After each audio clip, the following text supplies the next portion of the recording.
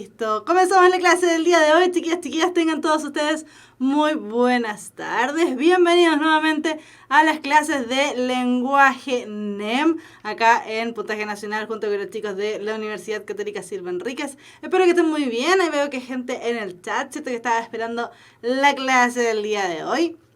Saludamos también a los fantasmistas que sabemos que están ahí, no saludan, pero sabemos que están.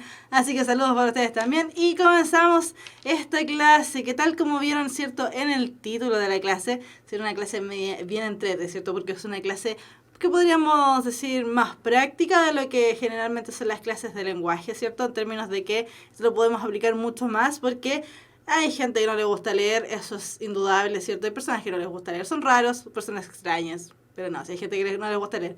Pero personas a las que no les gusta ver películas, eso ya es más difícil. Además, lo que vamos a ver el día de hoy, ¿cierto? Que es análisis cinematográfico, también les sirve para la parte de la fotografía. Así que la gente que le gusta el tema del arte, ¿cierto?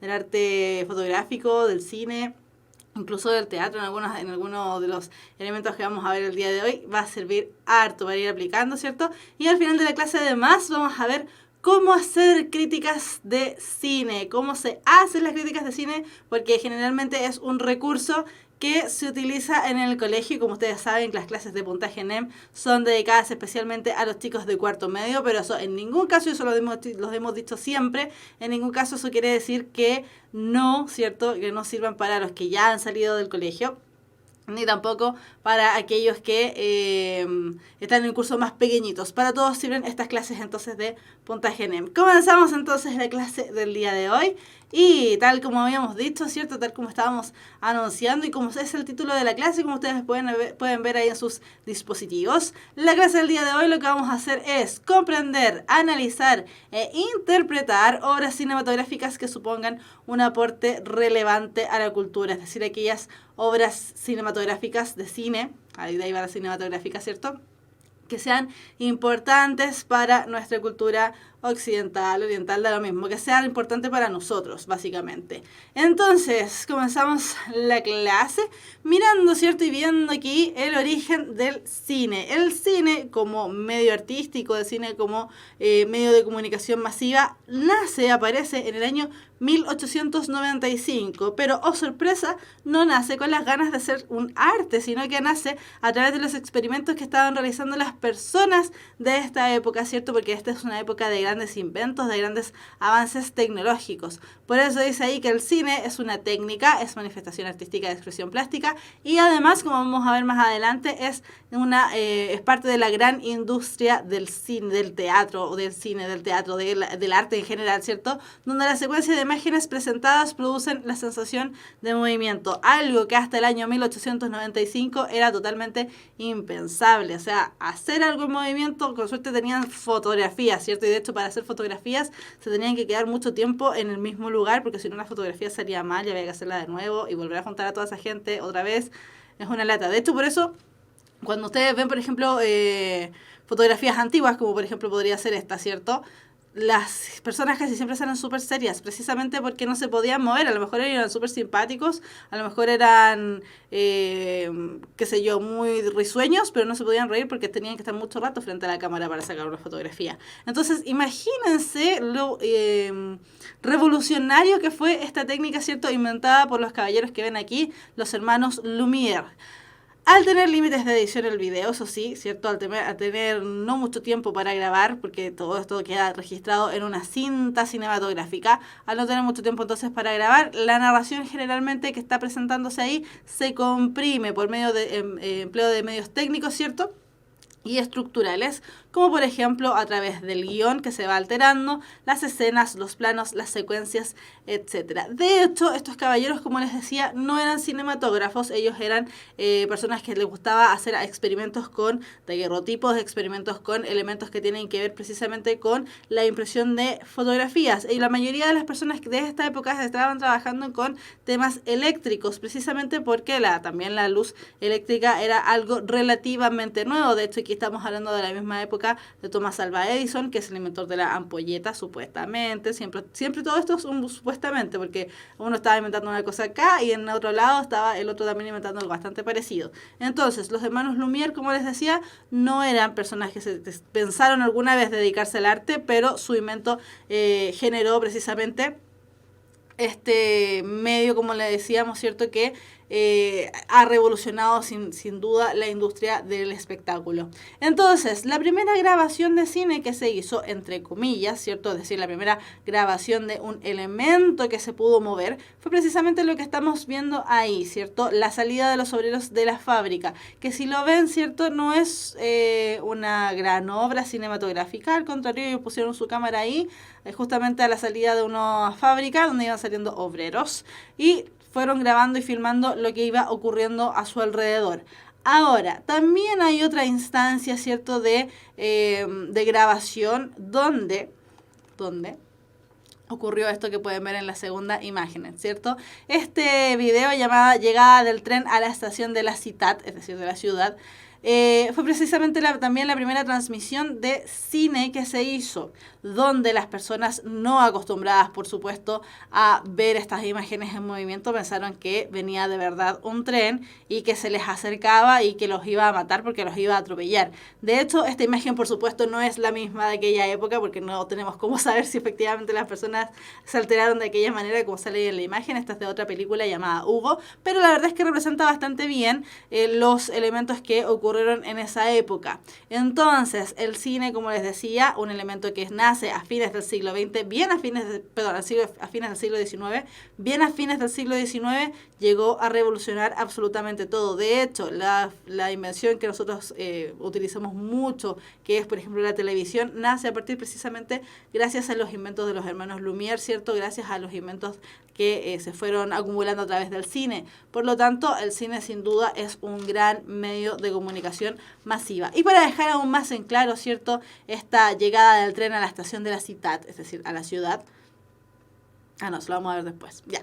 El origen realmente del cine, hagamos como que no dije nada. El origen realmente del cine lo encontramos precisamente en un elemento llamado cronofotografía, donde se dieron cuenta, ¿cierto?, que si una imagen le iban repitiendo muy seguido, la imagen daba la impresión de que se iba moviendo. Eso es lo que se conoce como una cronofotografía, como les decía, y es el verdadero origen desde donde ocurre, ¿cierto?, la aparición del cine. Esto es en el año 1887, es decir, igual se demoraron hartos años ya a empezar a filmar algún elemento. ¿Por qué apareció? ¿Cuál fue? Y de hecho casi todas estas cosas han sido así como obra y gracia del destino.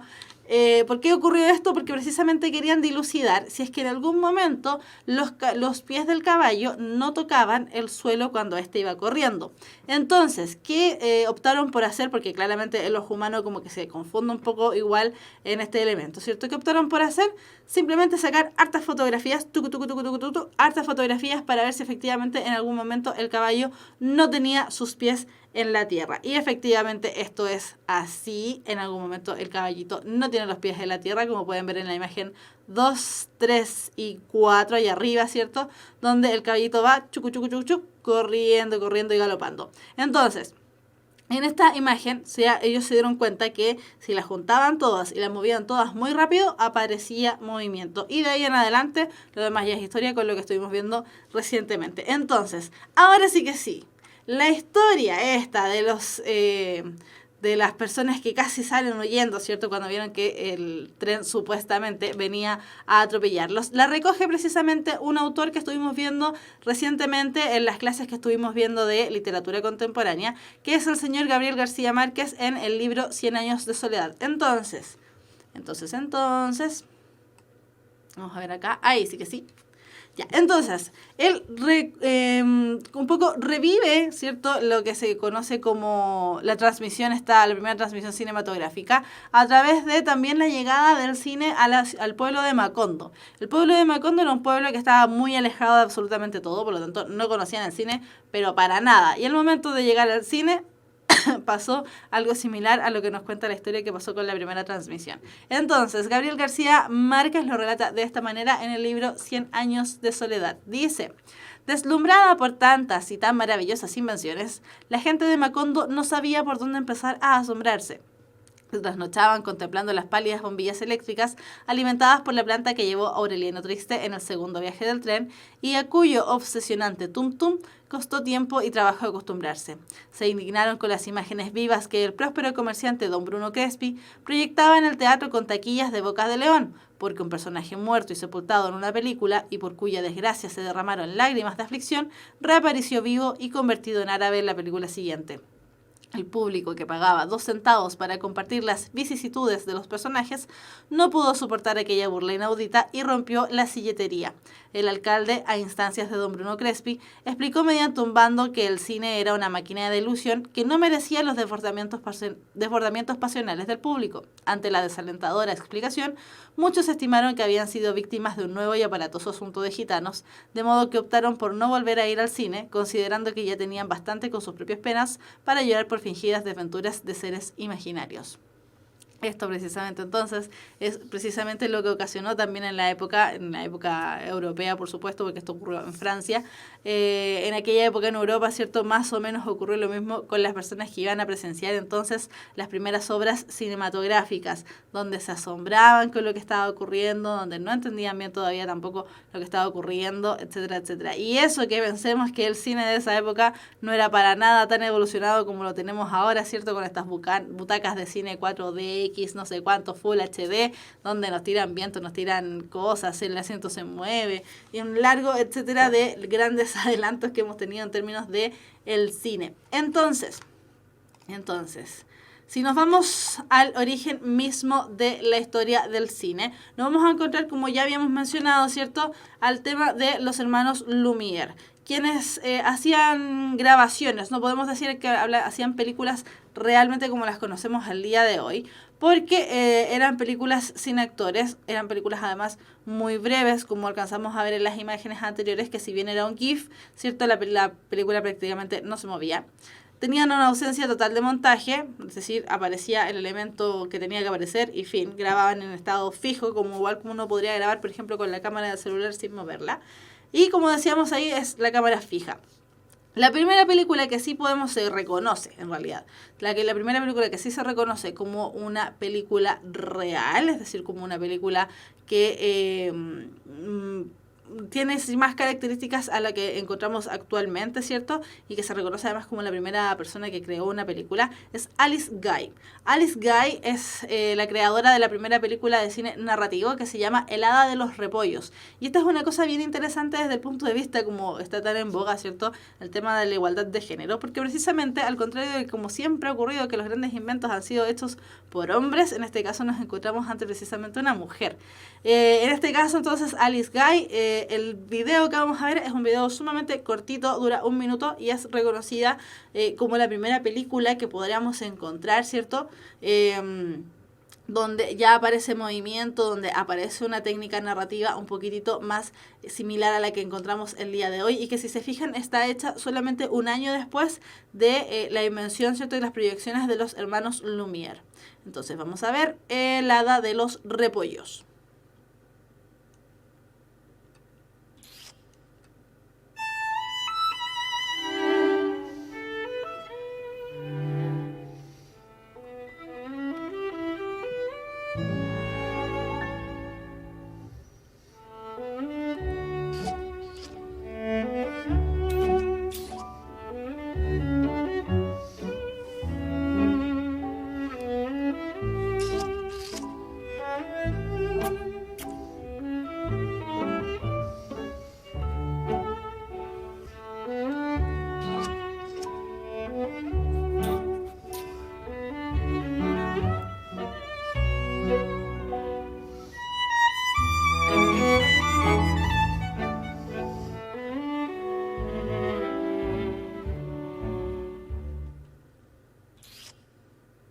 Y listo.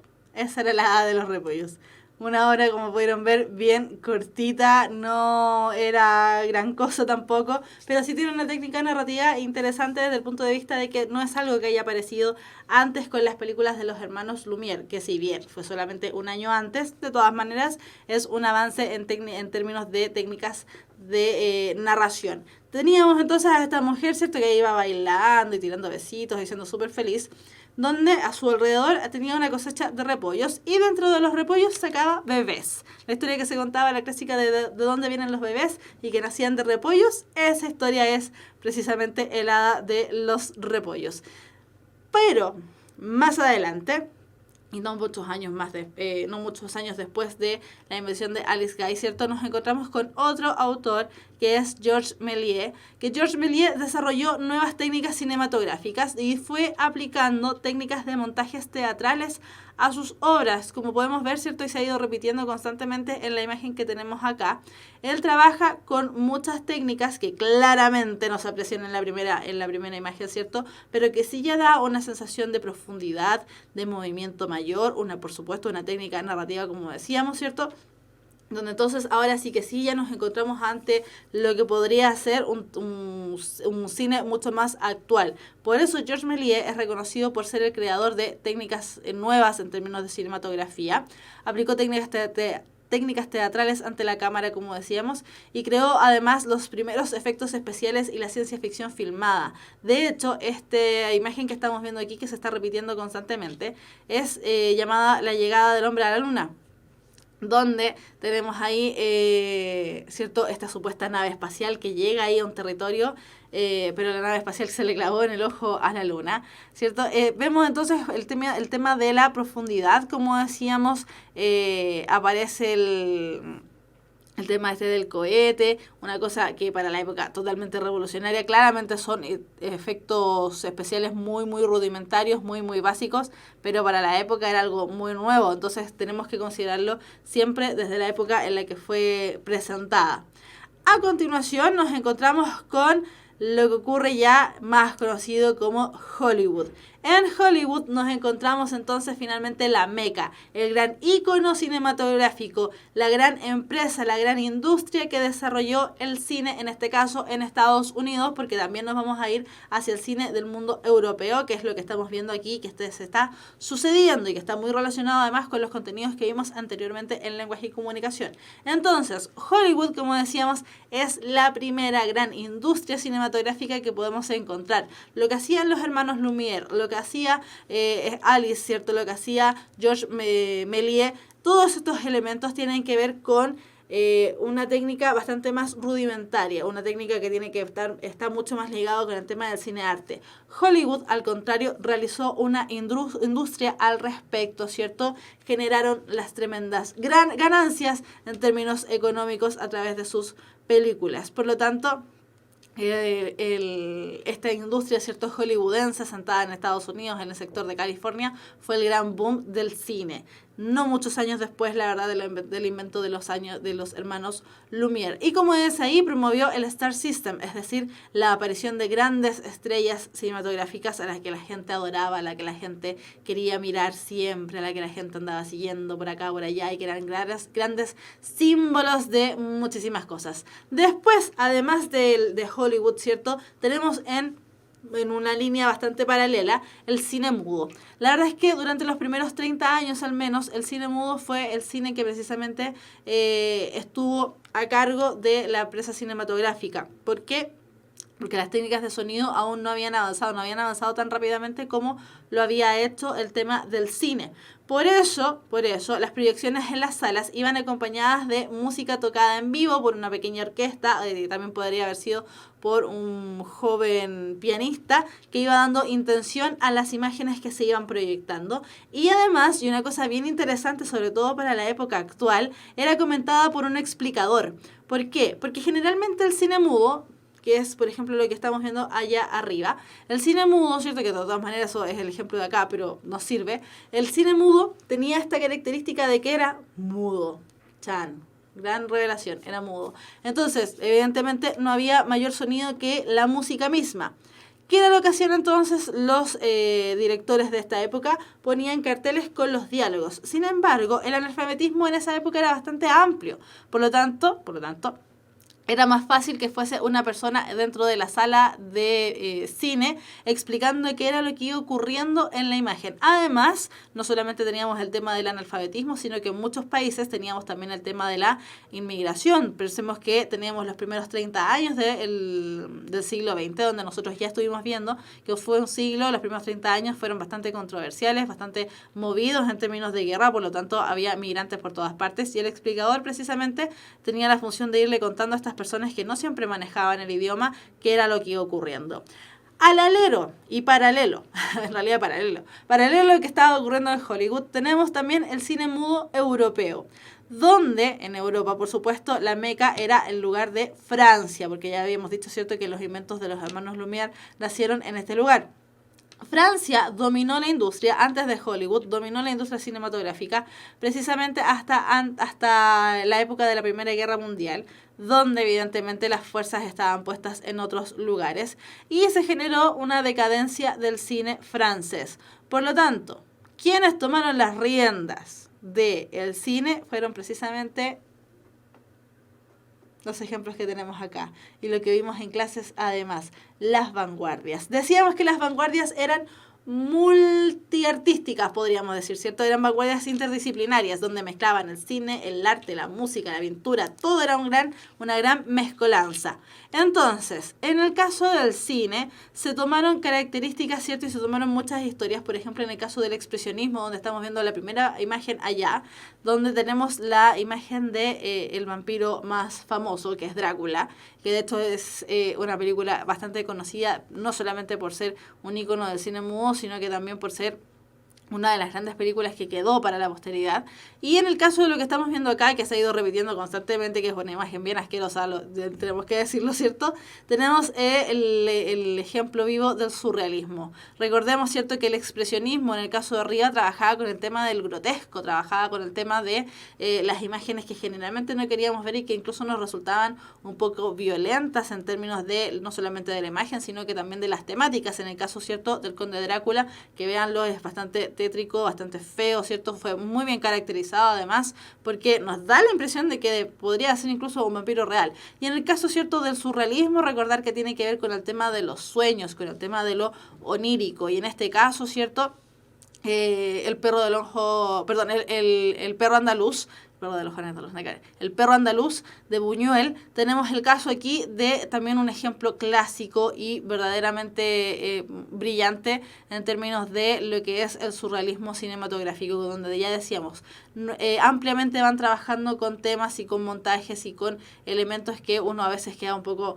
choqueado. Pero lamentablemente, como decíamos, la Primera Guerra Mundial en Francia cortó un poco con la gran industria que podría haber desarrollado este país en términos del cine, y la verdad es que hasta el momento la gran industria que indiscutiblemente se ha quedado ahí ha sido Hollywood. Por supuesto que han salido más industrias alrededor. Tenemos en el caso de India, por ejemplo, que es un tremendo país, las producciones de Bollywood, pero a nosotros, al menos los occidentales, las producciones de Bollywood, que incluso copian el nombre Hollywood, ¿cierto?, nos resultan un poquito risibles. Y para continuar y terminando, ¿cierto?, en este espacio de los primeros años de la historia del cine, tenemos una técnica que hasta el momento no se había ocupado ni tampoco se había visto.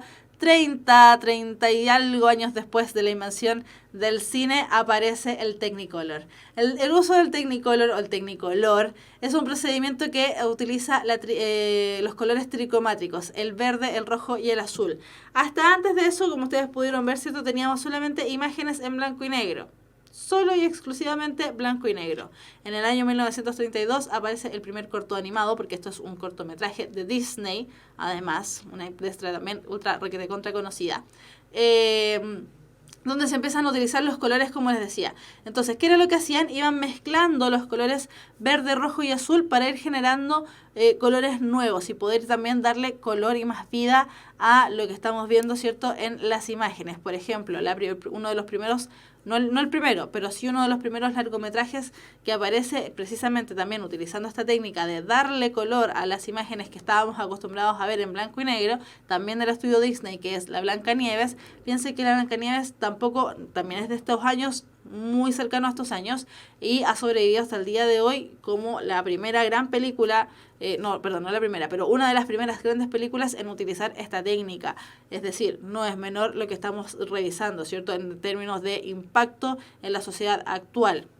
Han pasado no tantos años, han pasado hartos años y seguimos utilizando estos elementos. Por lo tanto, es bastante interesante ir revisando, ¿cierto? Ustedes mismos pueden hacer sus análisis en términos de cómo el cine ha ido influenciando, cómo el cine ha ido creando imágenes estereotipadas en el sentido de ideología, ¿cierto?, que es lo que estuvimos viendo la clase anterior.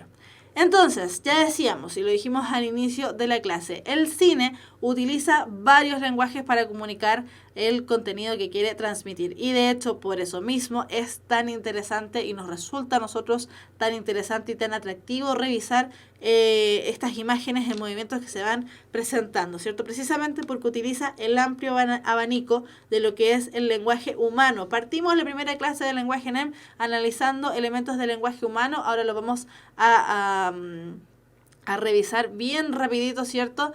Pero precisamente, como decíamos, el cine se agarra de todas estas técnicas y por eso nos resulta tan atractivo. Margot Reinan te pregunta, ¿cuál fue el primero en usar esta técnica, la Technicolor, la que aparece acá? Este corto que se llama Flowers and Trees, del año 1932, también es de Disney. Pero esto es un cortometraje. Esa es una de las diferencias. Esto es un cortometraje. Después a continuación tenemos otra película que se llamaba algo de la diva no sé cuánto. No me puedo acordar bien del nombre. Pero se llamaba la diva algo. No me acuerdo específicamente del nombre. Y de ahí venía la Blancanieves. Es decir, podríamos decir que fue la tercera película en utilizar esta técnica del Technicolor. Sin embargo, la primera fue esta, que es precisamente, como decíamos, un cortometraje de Disney, por cierto. Ya, entonces decíamos que los tipos de lenguaje teníamos el lenguaje verbal. El lenguaje verbal lo podemos distinguir entre aquel que se transmite de manera oral y aquel que se transmite de manera escrita. Sin embargo, es lenguaje oral igual. El lenguaje oral utiliza los signos lingüísticos, es decir, utiliza un código común para los hablantes para que la información se pueda transmitir de manera óptima. En lo que tenemos ahí, ¿cierto?, el caso, ¿cierto?, de estos jóvenes en lo que parece ser una oficina, donde la señorita le dice gracias, eres un encanto, a la frase que emite el joven que aparece ahí, te traigo el cafelito, dice, pero es el cafecito que me pediste. Lenguaje oral. Entonces tenemos ahí la transmisión de signos lingüísticos, ¿cierto?, que son compartidos por ambos porque ella agradece el gesto que tiene este joven, ¿cierto? Y donde entonces también se entienden perfectamente lo que tienen que decir. Ahora, tenemos también la transmisión del lenguaje no verbal. Y el lenguaje no verbal tiene la dificultad de que se transmite a través de 3 vías. El lenguaje no verbal es inmediatamente lo opuesto al lenguaje verbal, es decir, aquí no tenemos la emisión de ningún sonido ni tampoco alguna palabra. Y el lenguaje no verbal además puede complementar o sustituir al lenguaje verbal, es decir, lo puede apoyar por un lado o sustituirlo completamente. Si nosotros lo estamos mirando a la lejanía, ¿cierto?, y nos hacemos gestos, por ejemplo, veo allá a alguien muy lejos y le hago simplemente así, no necesita ser ningún genio para decirle que está relacionado con el tiempo, ¿cierto? Está relacionado con la hora porque este movimiento generalmente corresponde a la del reloj. Y estoy absolutamente reemplazando el mensaje oral, que podría ser nada más bastante molesto porque si estamos en lejanía, ¿cierto?, debiese ser un grito. Por lo tanto, el lenguaje no verbal tiene esta característica de apoyar, como decíamos, o sustituir completamente al lenguaje verbal. Ahora, el lenguaje no verbal, como decíamos, se transmite mediante 3 vías. Tenemos la vía kinésica, proxémica e icónica. En el caso de la vía kinésica, tiene que ver con los movimientos corporales y los gestos de los rostros, lo que vemos allá en la primera imagen, donde, ¿cierto?, podemos distinguir hay muecas, risas, risa, bastante nerviosa, al parecer la penúltima, ¿cierto? Una cara así como de pseudo tristeza porque tenemos la mueca, ¿cierto?, hacia abajo, pero tenemos el tema de los movimientos corporales y gestos del rostro y que lo vamos a ir viendo en la medida que vayamos avanzando y con las técnicas que utiliza el cine para entregarnos el mensaje. También tenemos el tema de la proxémica. La proxémica es la ubicación en la que se encuentran los personajes o las personas, en este caso estamos hablando aquí ya de lenguaje, la cercanía que generan espacialmente las personas, es decir, qué tan cerca o qué tan lejos están. Por eso habla acerca del uso del espacio y la distancia entre los interlocutores. Donde, ¿cierto? Cuando los personajes no se conocen del todo, generalmente están más lejos. Cuando se conocen mucho, incluso están ahí como arrullados uno al lado del otro. Cuando se conocen inmediatamente, están más lejos. Cuando están enojados, también tienen posturas distintas, etcétera, etcétera. Y finalmente tenemos el mensaje icónico, que tiene que ver con el uso de símbolos, imágenes y señales. Desde ese punto de vista, a todos esos elementos tendríamos que quitarles inmediatamente el mensaje que tienen escrito. Por ejemplo, la primera que dice equipo de extinción de incendios, el segundo que habla acerca de prohibido mantener celular encendido, el tercero de no encender fuego, el cuarto de extintor, todo eso tendría que salir. Sin embargo, incluso al salir ya podríamos estar entendiendo lo que dicen. En el caso del extintor, ¿cierto? Tiene dibujado el extintor. En el caso de no encender fuego nos aparece una llama junto con un cerillo que está tachado. En el caso del celular también aparece el celular con el símbolo de tachado, es decir, de no lo haga, no lo utilice, no lo ocupe, qué sé yo.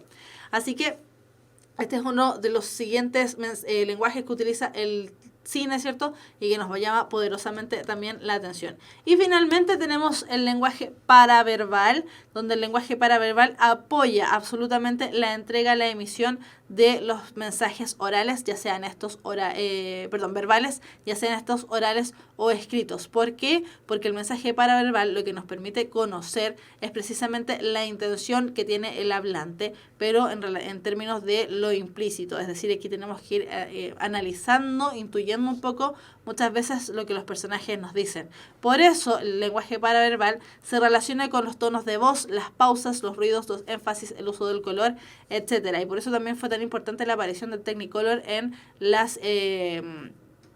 el cine, porque claramente el color nos empezó también a dar información extra que estaba siendo relegada por el uso del blanco y negro. Entonces, por ejemplo, acá tenemos esta imagen, ¿cierto? Que es una imagen de cómic, donde vemos ya los gestos. Por lo tanto, tenemos lenguaje no verbal, ¿cierto?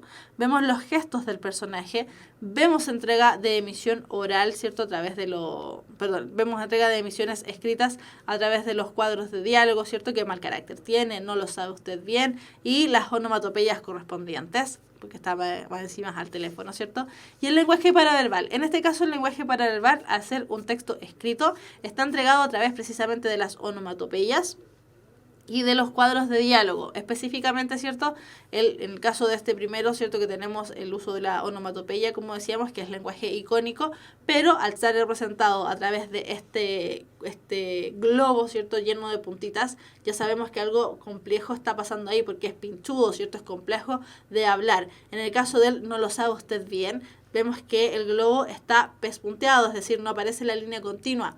¿Qué quiere decir eso? Que probablemente el personaje está susurrando, no lo está diciendo del todo seguro. Y finalmente, el globo tercero que vemos allá, que dice qué mal carácter tiene. Fíjense que la colita, ¿cierto?, que tiene este globo no está dirigida hacia el personaje, sino que está dirigida fuera del cuadro. Por lo tanto, al estar dirigida fuera del cuadro, no lo está diciendo él, no lo está diciendo la persona en el teléfono, sino que ya sabemos inmediatamente, solo a través de esa entrega de mensaje, que la persona que lo está diciendo está por fuera del encuadre que aparece ahí.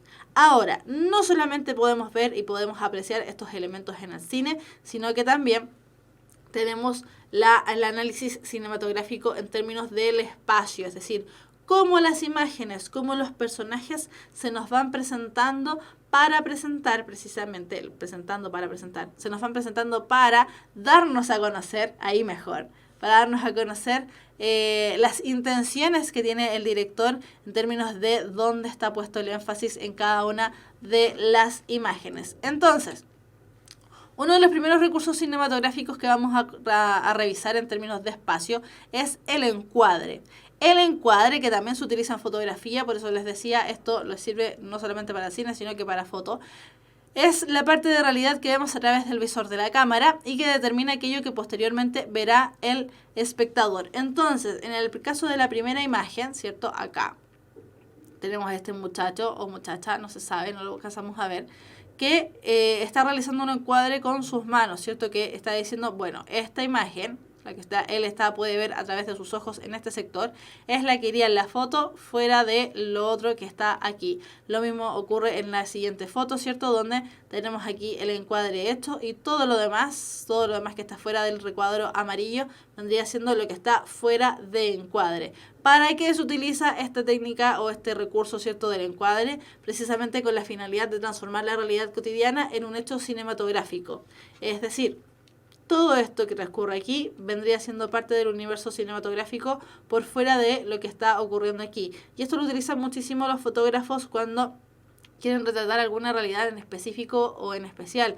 Por ejemplo, cuando tenemos estas fotografías de tipo guerra, ¿cierto? De sitios de sucesos de guerrillas, donde no solamente la fotografía se centra en la imagen, por ejemplo, de una madre con un hijo abandonado, sino que lo amplía a reconocer también el contexto situacional en el que se encuentran esta pareja de personas. Por lo tanto, el encuadre la verdad es que es bien interesante en términos de toda la información que nos brinda y qué es lo que quiere también por detrás el editor o en este caso el director recrear.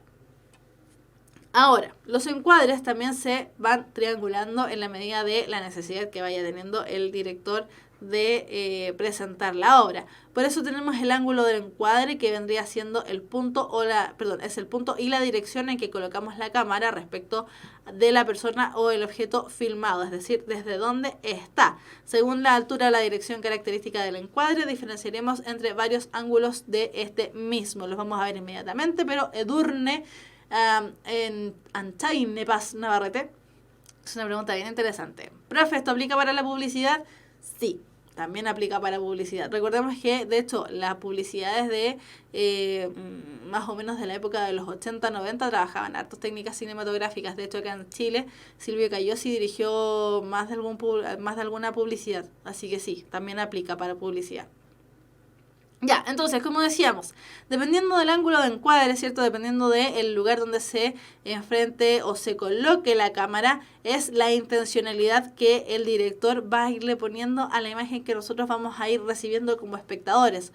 Por lo tanto, vamos a tener recursos cinematográficos, y ahí apareció el biólogo y le dio justo en el clavo, ¿cierto? Tenemos el ángulo normal, donde en el ángulo normal simplemente la cámara lo que hace es situarse a la altura de los ojos del personaje o del centro del objeto. En este caso, ¿cierto? Tenemos ahí una imagen de Avatar, donde simplemente se nos muestra la cara de este personaje que en este momento no recuerdo el nombre. Tenemos, además, el ángulo en picado, que es, como dice el biólogo, el ángulo para las selfies. Sí, es un ángulo bastante favorecedor para selfie. Sobre todo en la época de los principios del 2000 y algo, ¿cierto? Tipo Fotolog, se me cayó el carnet, no importa, lo recojo. También aparecía ahí harto en esta época el ángulo picado. Entonces, el ángulo picado es el que estamos viendo ya en la presencia de Thor, donde la cámara se sitúa por encima del objeto filmado. No inmediatamente arriba, sino que con una leve bajada, así que sí. ¿Y para qué se utiliza? Precisamente para empequeñecer al personaje y hacerlo parecer vulnerable. En este caso, claramente algo le está pasando, por eso utilizaron ese encuadre.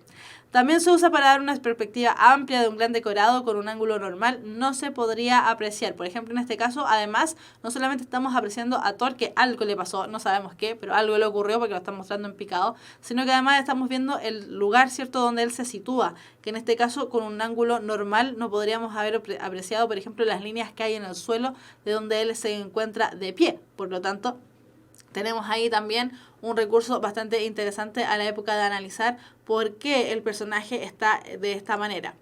Ahora, tenemos también el ángulo contrapicado, que es el contrario al picado, ¿cierto? Donde en el ángulo contrapicado lo que se utiliza, ¿cierto? O para qué se utiliza es precisamente para realzar al personaje o hacerlo parecer amenazante. Es decir, el ángulo contrapicado es la versión contraria al picado simple. El ángulo contrapicado, el picado, ¿cierto?, mira desde arriba, el ángulo contrapicado mira desde abajo. No inmediatamente desde abajo, pero sí con una cierta angulación. ¿Con qué? Para realzar el personaje o hacerlo parecer amenazante. En el caso ya, por ejemplo, de la película Bastardos sin Gloria, ¿cierto? Donde en este caso claramente los personajes han logrado alguna victoria y están mirando al personaje en cuestión que en este caso iban a matar, le iban a dejar unas marcas ahí interesantes en el cuello, en el cuero cabelludo. Con la finalidad precisamente de hacerlo parecer más interesante, de hacerlo parecer amenazante ante los ojos de la persona a la que iban a atacar. Por lo tanto, el contrapicado, al contrario del picado, tienen todas las separaciones, ¿cierto?, respectivas. El picado lo hacen para ser vulnerable, contrapicado para ser interesante. El picado va desde arriba, el contrapicado va desde abajo. Y el ángulo cenital, la cámara, esta palabra viene de cenit, ¿cierto? La cámara se sitúa totalmente perpendicular al suelo. ¿Qué quiere decir esto? Que se enfoca literalmente desde la parte de arriba, desde la coronilla de los personajes, para ofrecernos una perspectiva aérea, como dice ahí, de los personajes o del sitio del suceso. En este caso, ¿cierto?, tenemos ahí también la imagen de una película donde si la cámara no hubiese estado puesta de la manera en la que está, ¿cierto?, este ángulo cenital, no podríamos haber visto el juego de ajedrez que estos dos sujetos están llevando a cabo. Por lo tanto, los ángulos la verdad es que nos dan bastante información. Ahora, también tenemos otro recurso cinematográfico que son los planos. Los planos nos dan información ahora más interesante en términos de el espacio, ¿cierto?, donde se genera el encuadre. Por lo tanto, los planos, como dice ahí, es la unidad básica del lenguaje cinematográfico y corresponde al conjunto de imágenes que constituyen una misma toma.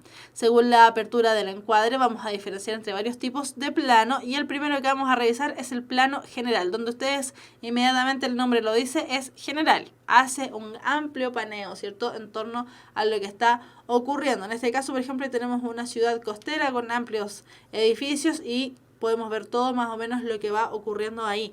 No tenemos un detalle mayor, sin embargo, sí estamos viendo generalmente la parte de toda, en este caso, la ciudad. Lo vemos a grandes rasgos. Es de carácter descriptivo, como dice ahí, y nos proporciona una visión general del paisaje o del espacio donde se produce la acción. Nos da la impresión entonces de contexto.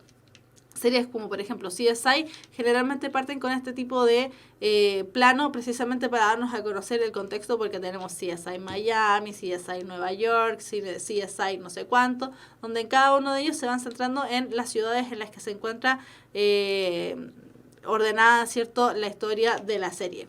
Tenemos otro plano. En este caso tenemos el plano general. El plano general es bastante más corto que el que estábamos viendo anteriormente, que era el gran plano general. El plano general tenemos una reducción del plano, pero sigue siendo bastante amplio. Este incluye el personaje y lo relaciona con su entorno. Entonces, la diferencia que tendríamos entre gran plano general y el simple plano general es precisamente la inclusión del personaje. Este es un poquitito más centrado, si se fijan. Ya no tenemos la toma desde arriba, ¿cierto? Ya no tenemos la toma en picada, como podríamos decir, sino que simplemente la tenemos en un cameo general. Y después tenemos el plano americano, donde en el conocido plano americano aparece la figura humana a partir de las rodillas. De rodilla para arriba empieza a aparecer ya el personaje. Después tenemos el plano medio largo y el plano medio corto, donde el plano medio largo la figura aparece desde la cintura, no desde la rodilla, sino que desde la cintura, es decir, más o menos la mitad de la figura humana. En este caso el encuadre es un poquitito más abierto porque, si se pueden apreciar, se alcanza, ¿cierto?, a apreciar el entorno donde se encuentra esta persona.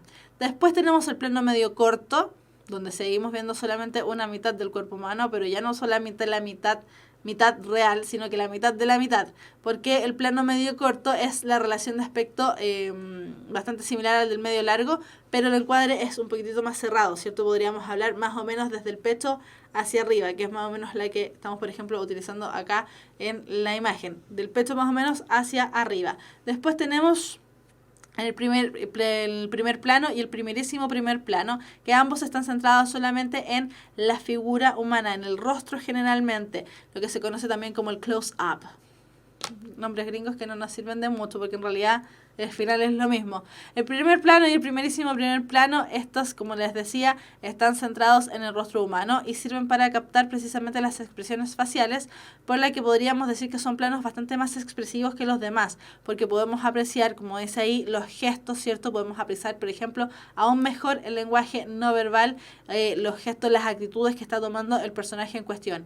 Y finalmente tenemos el plano detalle, que es el que se utiliza para captar algún elemento en particular, ya no del rostro humano, ¿cierto? Porque para eso tenemos el primer plano y el primerísimo primer plano, sino que para algún elemento en especial. Se utiliza, como dice ahí, para captar un detalle del personaje o de la escena y dirigir toda la atención hacia este. Se utiliza muy a menudo con los puntos de vista subjetivos para explicar al espectador en qué detalle se fija el personaje.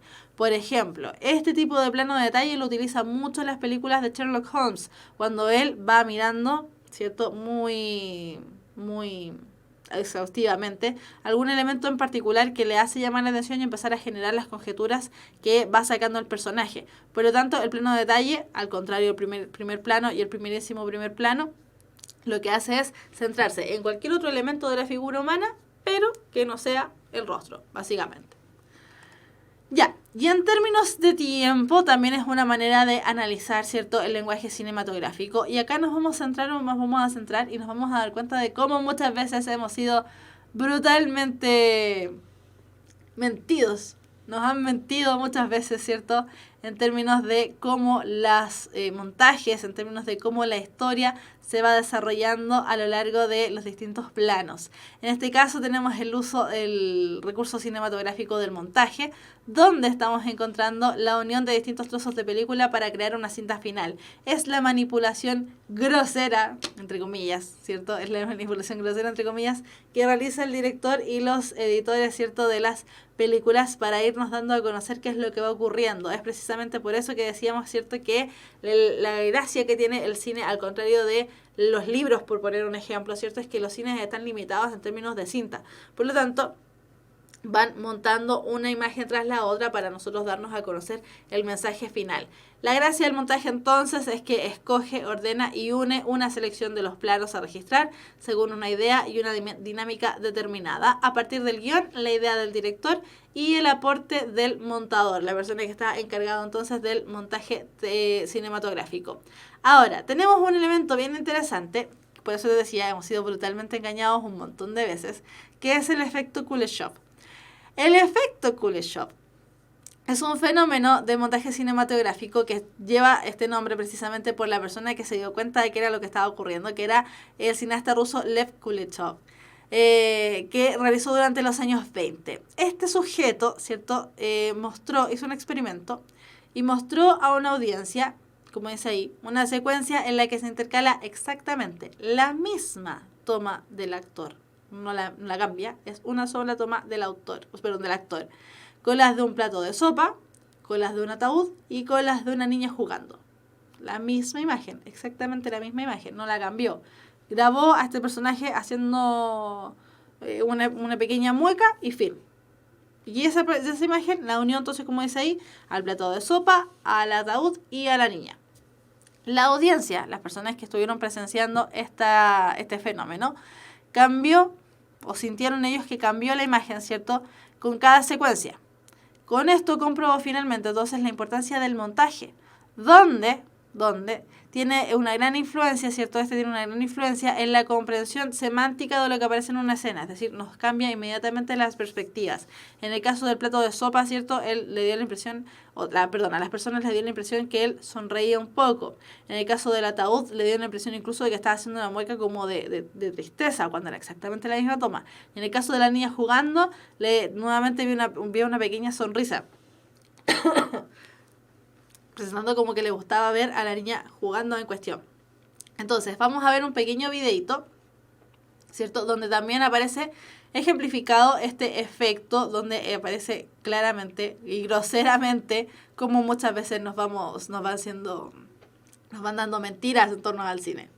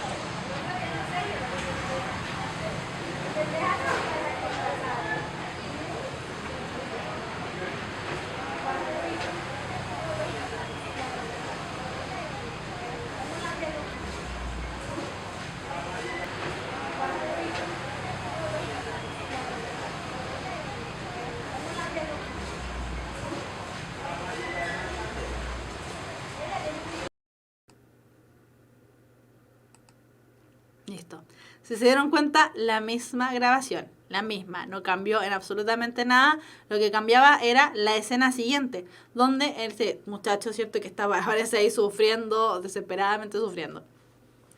En la primera, ¿cierto?, la unen ante la pareja, una pareja que está compartiendo ahí besos, abrazos, mimos, un helado, una manzana y no sé qué cosas más. Y en la siguiente la unen a la imagen de un cementerio. Entonces, inmediatamente cambia la comprensión semántica del mensaje que se nos está entregando, es decir, cambia la sensación del significado que nos presenta el montaje en cuestión. ¿Por qué? Porque la primera nos da la impresión de que él está sufriendo por la imagen que está viendo, ¿cierto? Que podría ser, ahí podríamos imaginar muchas cosas. Que la persona, la chiquilla o el chiquillo, uno nunca sabe, que la chiquilla o el chiquillo en cuestión podría haber sido su pareja, ¿cierto? Que está siendo traicionado por alguno de ellos, que está sufriendo por verlos, porque siente la traición, o ya habían terminado y lo está viendo con su pareja nueva, qué sé yo, podemos interpretar varias cosas porque nos falta contexto. Y en la segunda podríamos ya ir interpretando que la tristeza que manifiesta el actor, ¿cierto?, tiene que ver precisamente con la pérdida de algún ser querido, porque lo relacionan con un cementerio, y la verdad es que está sufriendo bastante, entonces podríamos asociarlo por ese lado.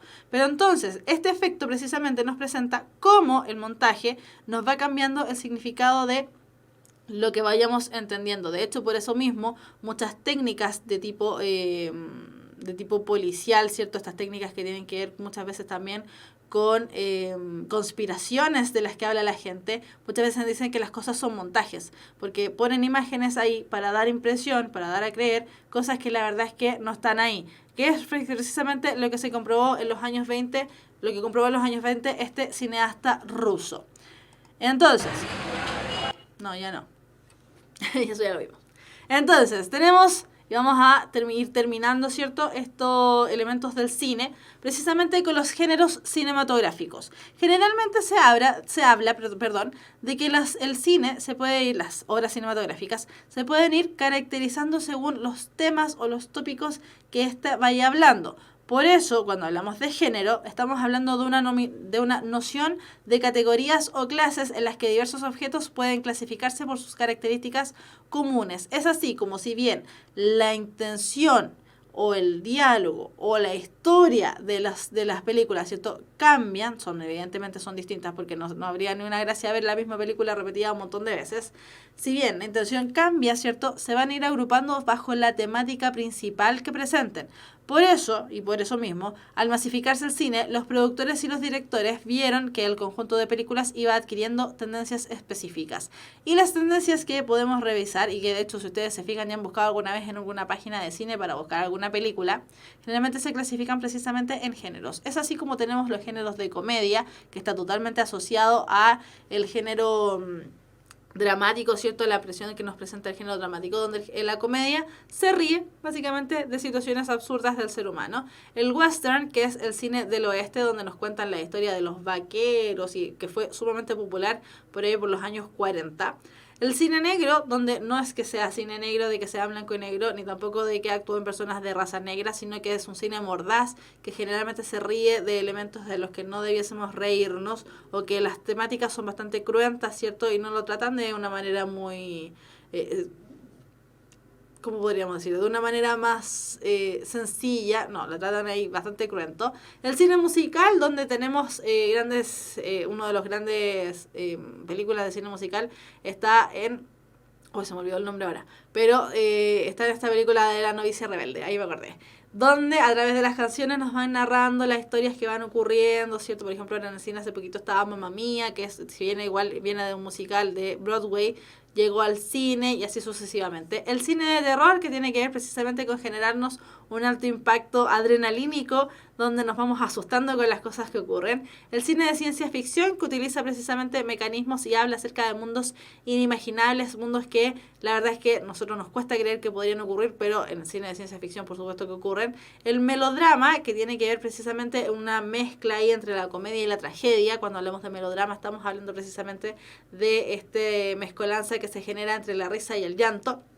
El género histórico, que tiene que ver precisamente con contarnos elementos que podrían haber ocurrido, ¿cierto? Sin rayar en lo último que vendría siendo el biopic, ¿cierto? El género histórico tiene que ver más que nada con contarnos sucesos desde la perspectiva de la persona que realiza la película, ¿cierto? El cine de aventuras o el género de aventuras, que tal como dice el nombre, es la realización de grandes hazañas acometidas por los personajes. El cine bélico, que tiene que ver por supuesto con las guerras, ¿cierto? Con las peleas. Y finalmente el biopic, que tiene que ver con las biografías, por eso se llama biopic, de biopicture, que tiene que ver precisamente con contarnos la vida y obra de ciertos personajes en cuestión.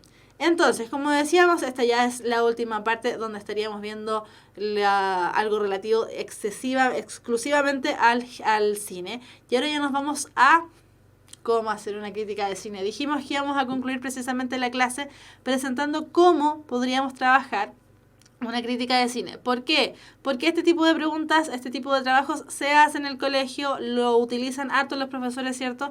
Y muchas veces, como a veces no ponen mucha atención en el colegio, muchas veces no se sabe cómo hacer. Entonces, vamos a dar los pasos para realizar esta crítica de cine y, ojo, atención, esta crítica de cine siempre está muy ligado a elementos que igual estuvimos viendo durante el semestre, durante el año, cuando comenzamos las clases de puntaje NEM, que tiene que ver la mezcla, ¿cierto?, de elementos objetivos y subjetivos. Es decir, cuando hablamos de crítica de cine, estamos hablando precisamente de la aparición innegable, ¿cierto?, de lo que es un texto mixto, elementos que mezclan elementos reales con elementos que ya son más subjetivos de la impresión de la persona que realiza la crítica de cine. Entonces me voy a desaparecerte aquí para que lo vean bien. ¿Cómo podemos hacer entonces una crítica de cine? Como cualquier trabajo escrito, chiquillos, siempre trabajen con un borrador. Nunca se larguen a escribir inmediatamente, a no ser que tengan que entregar el trabajo en 1 hora más, que no es lo recomendable, por supuesto. Pero para preparar una crítica de cine, lo ideal es siempre trabajar, como les decía, con un borrador.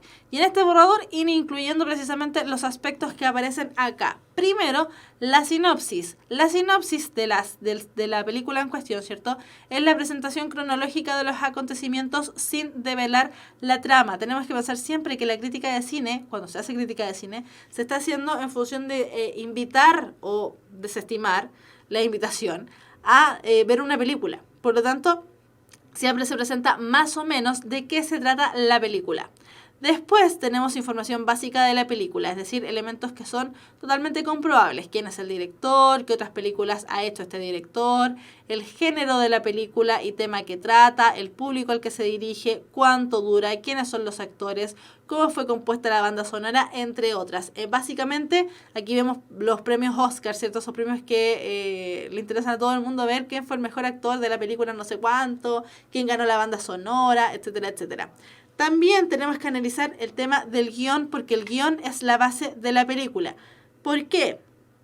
Se nos presentan muchas veces las películas de una manera, sin embargo, cuando ya la vemos completamente, estamos dándonos cuenta, ¿cierto?, que no está muy en línea, por ejemplo, tal vez con el título de la película o con el nombre de la película o con lo que se nos había presentado en ocasiones anteriores. Por eso tenemos que analizar si es que el guión, ¿cierto?, expresa de forma correcta la idea central que se nos presentó, si está bien planificado y estructurado, si los diálogos son claros, es decir, si nos dejan lugar a dudas, si el espectador se puede identificar con los personajes o no. Y este último punto es bien interesante precisamente porque, como decíamos, el cine se basa en los elementos del género dramático y desde ese punto de vista el género dramático busca generar elementos de mímesis y catarsis en el lector en este caso. Por lo tanto, en la película pasa exactamente lo mismo. Muchas veces nos identificamos con los personajes precisamente porque la película está bien hecha. Después tenemos los actores. ¿Cómo manejan los actores su interpretación? ¿Son creíbles? ¿Su expresión y emoción son correctas? Es decir, ¿trabaja bien? ¿Le creo lo que está haciendo o no? Los aspectos técnicos. En ese sentido tenemos que analizar precisamente elementos estéticos, los tipos de planos que utiliza, los movimientos de cámara, la sensación que van transmitiendo, el vestuario utilizado, ¿cierto?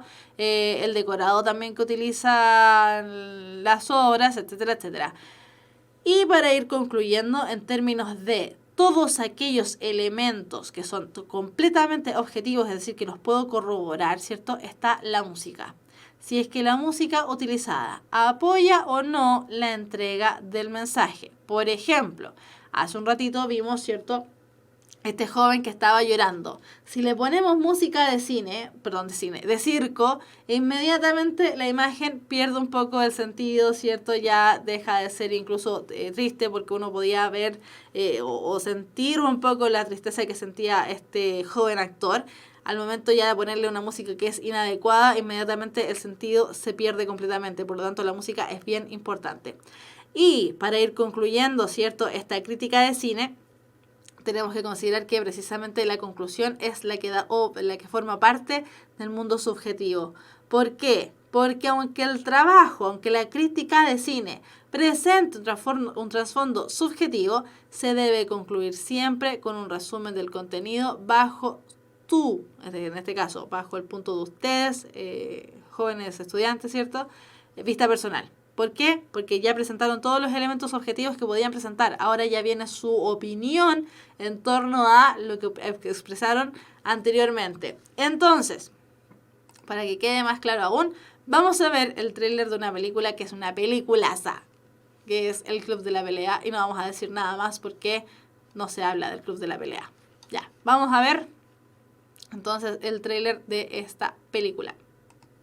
You can't get married. I'm a 30-year-old boy. We're a generation of men raised by women. I'm wondering if another woman is really the answer we need. You need healthy, natural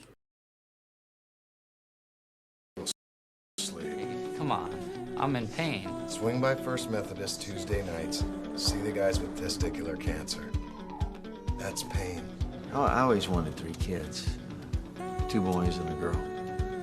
Mindy wanted 2 girls and a boy. We never could agree on anything.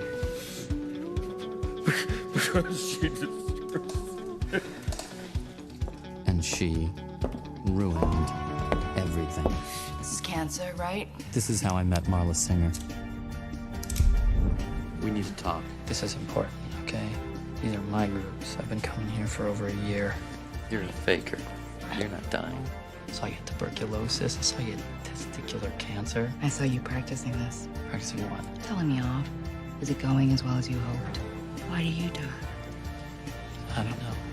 When people think you're dying and they really, really listen to you Instead of just waiting for their turn to speak. You're not into her, are you? No, God, not at all. Good. She's a predator posing as a house pet. Stay away from her. Marla doesn't need a lover. She needs a fucking caseworker. Damn it! God damn it! Fuck you! Fuck Marla! I am sick of all your shit! I think it's time you got out of here. Don't worry, I'm leaving. Yeah, not that we don't love your little business. You know, you are such a nutcase. I can't even begin to keep up. I feel nothing. No, nothing. Looks like this is goodbye. Well, let's not make a big thing out of it, okay? Marla! Marla! Hey! I've come to realize something very, very important. Because what I've come to realize is that I really like you, Marla. I care about you, and I don't want anything bad to happen to you because of me. You have very serious emotional problems. I can't do this anymore. I can't, and I won't. I'm gone.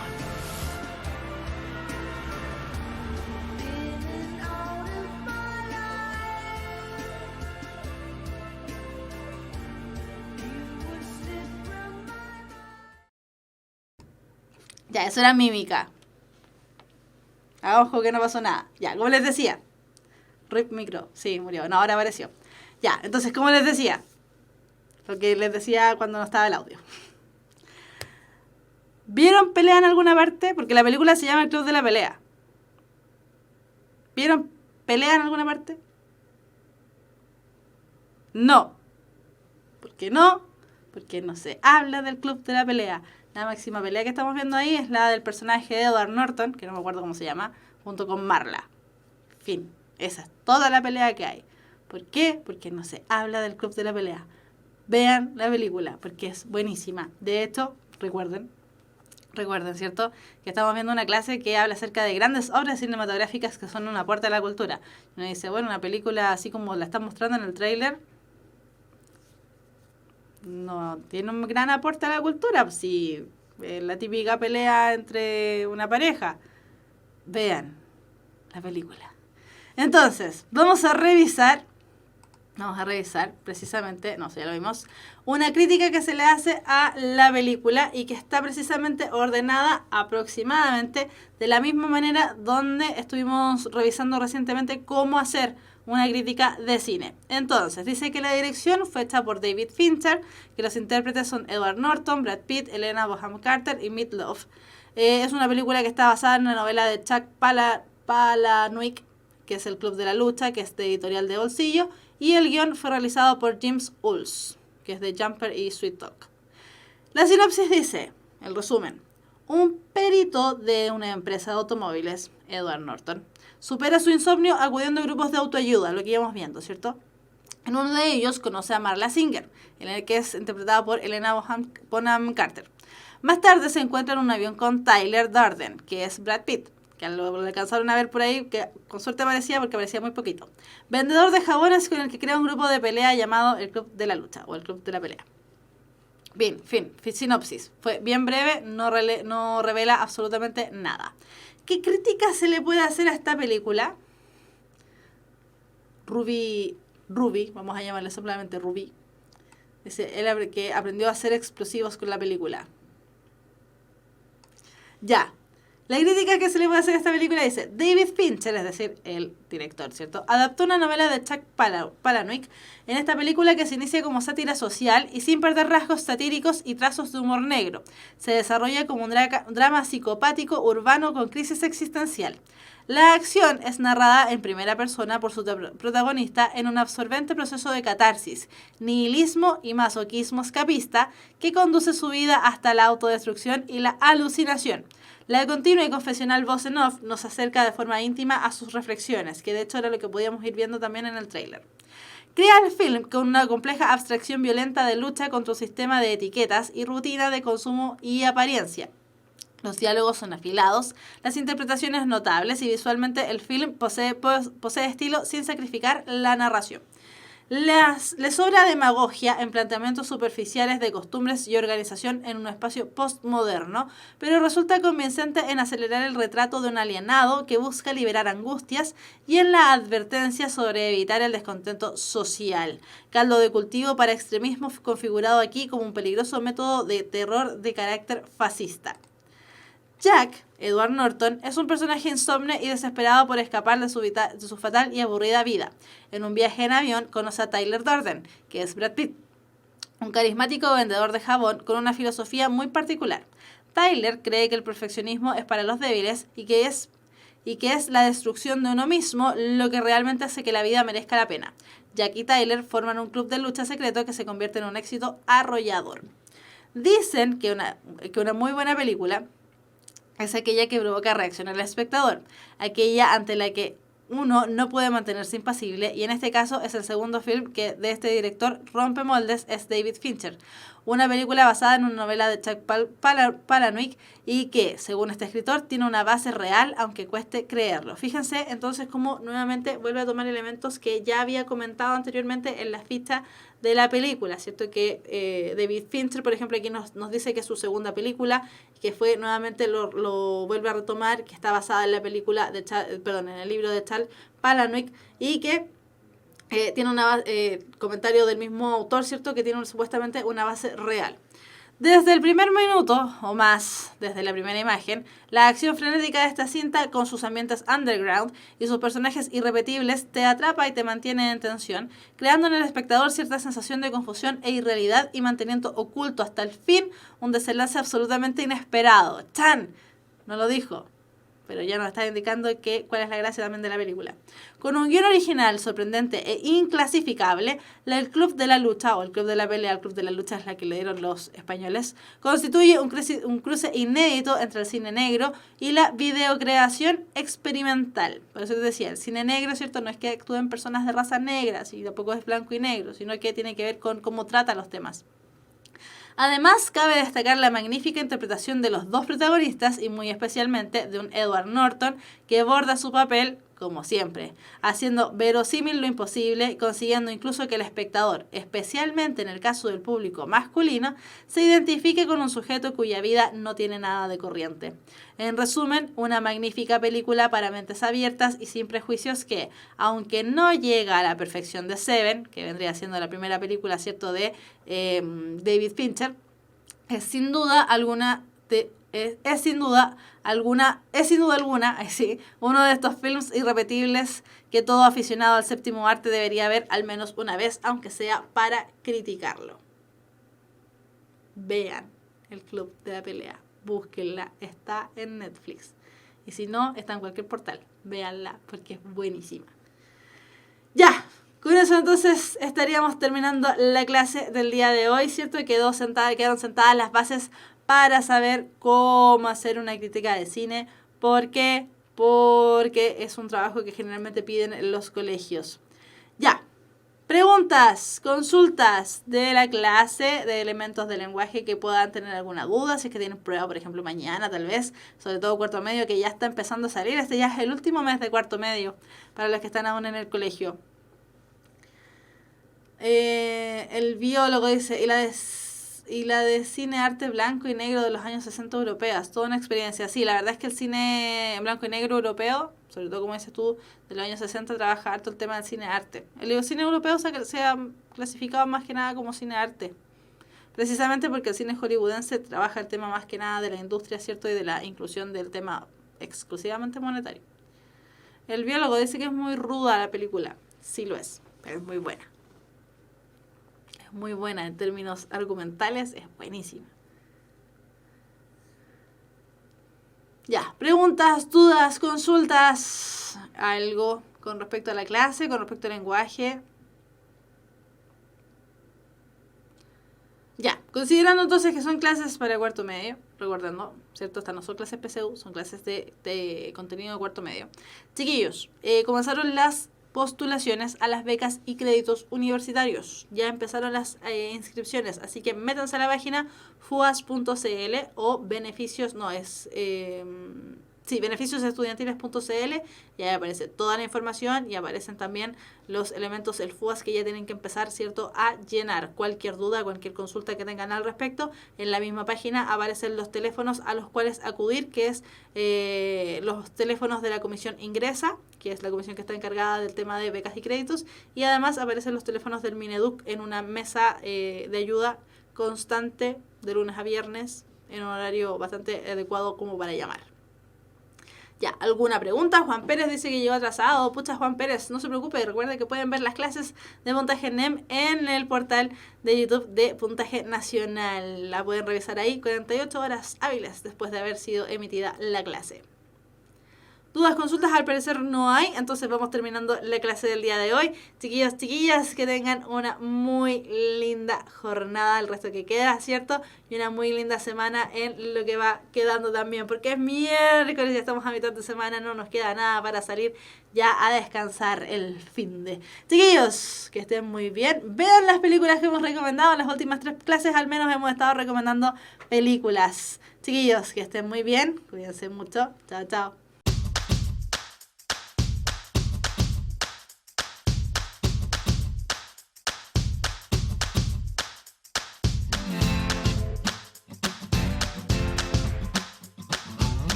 Somos la Universidad de un legado.